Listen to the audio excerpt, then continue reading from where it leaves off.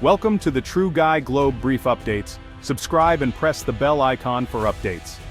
The air crackled with tension. On the shimmering expanse of the West Philippine Sea, a standoff was escalating. News tickers flashed. Chinese Coast Guard vessel rams Filipino fishing boat near Scarborough Shoal. The footage was grainy, an enormous white hull bearing down on a small wooden outrigger. Horns blared, water cannons erupted, drenching the defiant Filipinos. The world watched a David and Goliath scene unfold. This was more than a territorial dispute, it was a fight for survival. For the fishermen, the shoal was their ancestral ground, their livelihood, their identity. The Chinese vessel was an intruder, a bully in their backyard. Outnumbered and outgunned, the Filipino crew held their ground. They shouted back, their defiance clear in their gestures. They were fishermen armed with nets and courage, defending their right to exist. The international community issued statements, but on the water, there was only the raw reality of conflict. The Chinese vessel, CCGG 5201, circled menacingly. Its crew stood on deck, impassive, representing state power. The Filipino boat, Bangka ng Pag-asa, the boat of hope, listed to one side, outrigger splintered. Yet, it did not flee. This act of staying was resistance, a message sent without words. The standoff lasted for hours under the merciless sun. Every moment threatened escalation. The world held its breath, waiting to see who would blink first. The fishermen, led by Captain Lando, began to repair their boat. They baled water, patched wood, ignoring the behemoth circling them. Their quiet, determined work was its own protest. It was a declaration they belonged here. This was their sea, and they were not leaving. The waves lapped against the damaged hull. The Chinese vessel loomed, but the fishermen's resolve was unbroken. In that tense silence, a nation's spirit was on display. The world watched, but the real story was in the courage of those who refused to yield. Lando was a man of the sea. His skin was weathered by decades of sun and salt, his hands calloused from years of fishing. Born in a coastal village in Zambales, the sea was his heritage. He learned to read the stars from his father, who learned from his father before him. The sea was in his blood, a sacred trust. His boat, the Bangka ng Pag-asa, was built with his own hands, every plank a story. It had carried him through storms and helped him feed his family.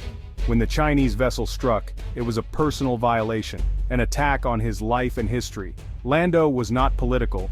His politics were simple fish to feed his family. The Scarborough Shoal, Panatag, was where the fish were plentiful. For generations, his people fished there without incident. The arrival of foreign ships brought invisible lines and constant threat, but Lando's connection to the sea was deeper than any border. He prayed before casting his nets, took only what he needed, and respected the sea's power. This stewardship contrasted sharply with the aggression of outsiders. Lando was more than a fisherman, he was a guardian of tradition. He kept alive a sacred bond between his people and the sea. His quiet resilience was a form of resistance. In defending his boat, he defended a way of life. As the standoff wore on, something unexpected happened. The Chinese ship slowed, drawing closer to Lando's damaged boat. Lando and his crew braced for another assault. Instead, a young Chinese officer appeared at the rail, watching silently. He stood apart from his comrades, observing the fishermen's struggle. Their eyes met across the water, a silent exchange between two men on opposite sides. For a moment, uniforms and flags faded, leaving only two human beings. Then the officer leaned over the rail, careful not to be overheard. In clear, accented English he whispered, "They will never break you." Softer still, "They will never break the Filipinos." The words hung in the air, a fragile bridge across hostility. The officer straightened, face hardening, and disappeared. Minutes later, the Chinese vessel's engines roared to life and it moved away. The standoff was over. But for Lando, the whisper lingered, a secret message of solidarity. It was a seed of truth planted in the heart of conflict. The fishermen sat in stunned silence, the echo of the words ringing louder than any cannon. In that fleeting moment, humanity had broken through. The sea was quiet again, but nothing was the same. Lando kept the officer's whisper to himself at first. He shared it only with his crew on the journey home. In the village, the story spread quietly, fisherman to fisherman, mother to daughter. It traveled from Zambales to Manila, whispered in markets and online chats. The story was never sensationalized, it remained intimate, a shared truth. It offered a different narrative, one of humanity within conflict. The whisper resonated because it affirmed the Filipino spirit. Strength was not about might, but about enduring hardship with grace. The officer's words became a symbol, a touchstone for a weary nation. It bypassed headlines, spreading through human networks. The story became a modern folktale, a source of quiet pride.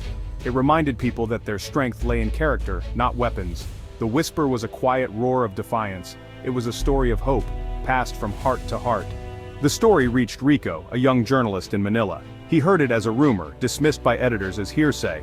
But Rico was captivated. It was the story he'd always wanted to tell. He began investigating, poring over reports, searching for any anomaly. Official channels stonewalled him. The world had no record of a whisper, but Rico believed the fisherman.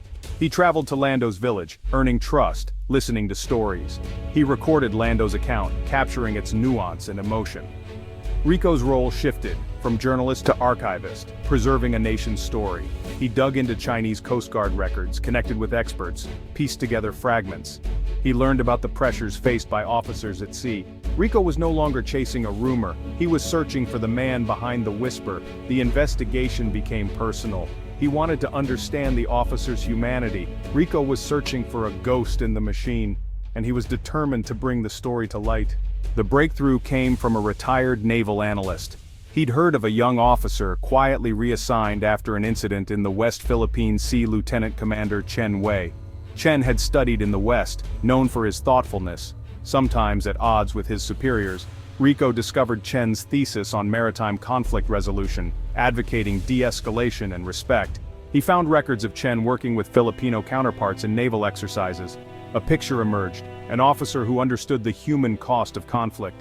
Chen's whisper was not impulsive, it was the result of an internal struggle. Rico found other accounts. Chen's ship had aided a Vietnamese fisherman, stood down in a standoff with Malaysia. These were not the actions of a hardliner. Chen saw the humanity in his adversaries. He was a soldier who had not lost his soul to the uniform. Unmasking Chen was not about exposing an enemy, but revealing shared humanity. The whisper was an act of moral courage. Chen had risked his career to speak a simple truth. In doing so, he became part of the Filipino story, a quiet hero in a narrative of resistance. When Rico published his story, it spread quietly, shared in classrooms, coffee shops, and family chats worldwide. The story gave a name to the officer, but more importantly, it validated the resilience of ordinary Filipinos. For teachers, it became a lesson in courage and empathy. For overseas workers, it was a source of pride and connection to home.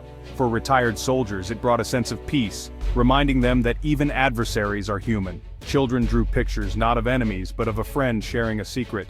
The story transcended politics, becoming part of the national psyche. It was a narrative of quiet strength and dignity. The whisper became a symbol of the Filipino spirit.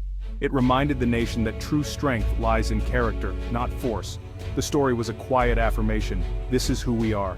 It was a legacy of hope, passed from generation to generation. The whisper's echo was everywhere. It was a story that would not be forgotten. The story of Lando and Chen Wei countered the drumbeat of nationalism. In an era of escalating rhetoric, it offered a different perspective. It showed that history is shaped not just by leaders, but by ordinary people at sea. Their brief interaction was a moment of humanity that defied geopolitics. Rico's report inspired others to share similar stories, small acts of compassion at sea. These stories painted a more complex picture of conflict. The people on the front lines are often just individuals, following orders but retaining empathy. The story challenged the idea of an enemy. Chen Wei was an agent of an adversarial state, yet humane. Lando held no personal hatred. Their encounter revealed a shared vulnerability. In the gray zone, hope for peace is found in unscripted moments of human connection. Years from now, the headlines will fade, the specifics of the standoff will become footnotes, but the story of the whisper will endure, passed down as legend, not just history. It speaks to a truth more permanent than conflict, the unbreakable nature of human dignity. The whisper's echo is everlasting. It inspires a new generation to define strength as character, compassion, and resilience. True invincibility comes from faith, family, and belief in one's worth. The whisper arms them with courage, to be humane, to find hope, to see the person behind the uniform. It is a legacy of quiet defiance. To be unbreakable is to bend, not break, to stand up, repair your boat, and believe in tomorrow. The officer's whisper did not change the political reality, but it changed hearts. It reminded Filipinos that their spirit cannot be defeated by ships or cannons. A single whisper became a timeless testament to the unbreakable strength of the Filipino people.